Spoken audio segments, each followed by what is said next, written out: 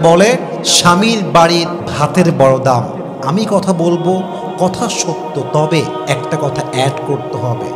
যদি আপনার স্বামীর বাড়ির ভাতের দাম এত বেশি মনে হয়, তবে মাথায় রাখবেন বিয়ের পরে স্বামীর বাড়ির ভাতের দাম যে পরিমাণ বেশি, আপনার নিজের বাপের ঘরের ভাতের দাম তার চেয়ে বেশি। বুঝবেন, জাস্ট তালাকটা নিয়ে বাসায় যান, তাহলে বুঝবেন। জাস্ট তালাকটা হোক, বাসায় যান, 3 মাস থাকেন, 4 মাস থাকেন, 5 মাস থাকেন, স্বামী নাই তালাক হয়ে গিয়েছে, তখন বুঝবেন স্বামীর বাড়ি ভাতের দাম বেশি নয়, এখন তো মনে হচ্ছে বাপের বাড়ি ভাতের দামই বেশি হয়ে গিয়েছে। ঠিক কিনা বলেন? একজন তালাকপ্রাপ্ত মেয়ে লিখেছে, যদি একবার সুযোগ পেতাম, একবার চান্স পেতাম, বাপের বাসা ছাড়তাম, আজীবন লাথি খাই, গুতা খাই, অসম্মান খাই, স্বামীর ঘরে বসতাম, স্বামীর ঘরে বাঁচতাম। তালাকপ্রাপ্ত মেয়ের কথা এটা।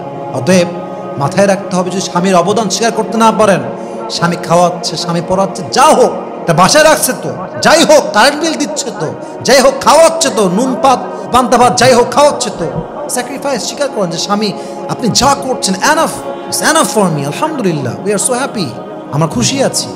এই একটা বাক্য স্বামীর মনকে প্রফুল্ল করে দেয়, শান্ত করে দেয়। ঠিক কিনা বলেন সবাই?